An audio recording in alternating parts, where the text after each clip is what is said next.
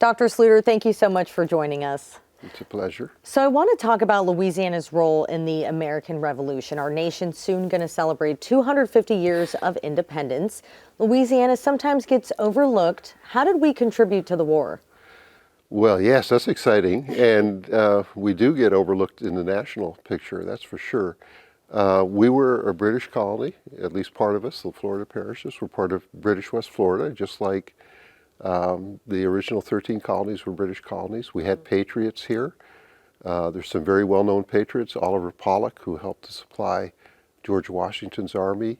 Robert Morris, a founding father, owned a plantation in East Baton Rouge Parish. Pollock owned the plantation that's now Magnolia Mound Plantation. James Willing, who conducted a raid down the Mississippi River from Pittsburgh on a boat called the Rattle Trap. He owned a plantation in the area of what's now College Drive. So we had patriots here. We became an important supply route. The Atlantic ports were blockaded by the Royal Navy of Britain.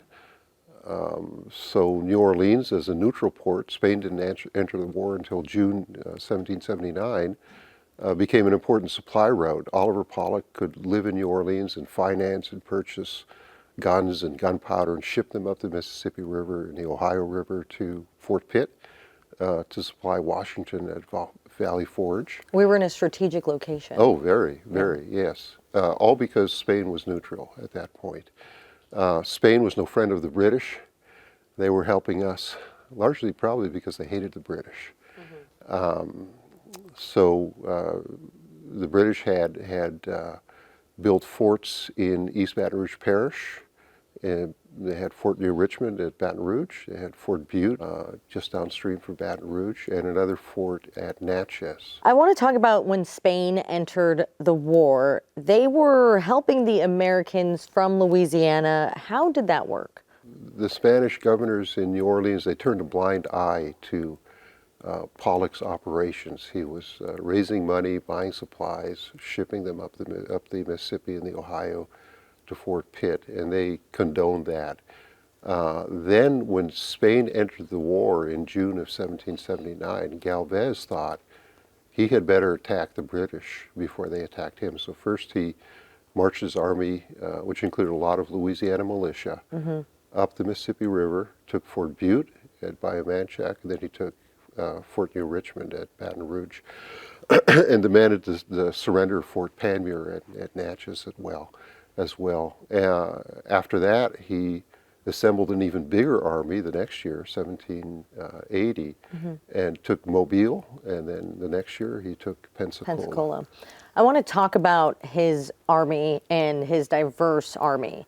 How was it so diverse? What did he do so differently? He had, I think it was 520 Spanish troops, 140 militiamen from New Orleans, 80 of whom were free black militiamen. And then he had about a couple of dozen enslaved Louisianians who were rowing his cannons, his cannonballs, his gunpowder up the Mississippi River to East Baton Rouge Parish. Along the way, during the march, I think took something like 11 days to get from New Orleans to Bayamanchak.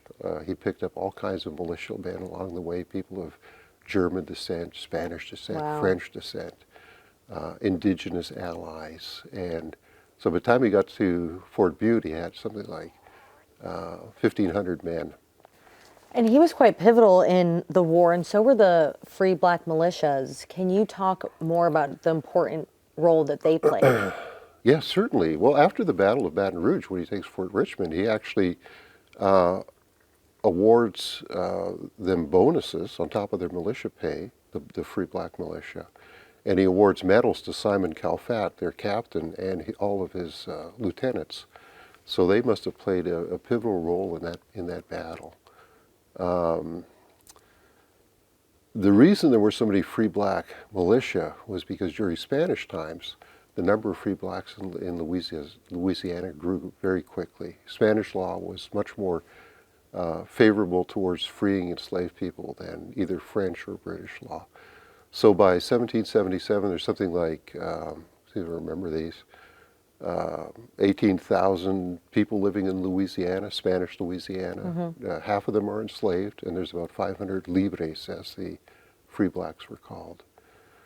The next year, he knows he needs to assemble an even bigger army to take Mobile and Pensacola. That's where the British are really dug in with a lot of troops and naval support.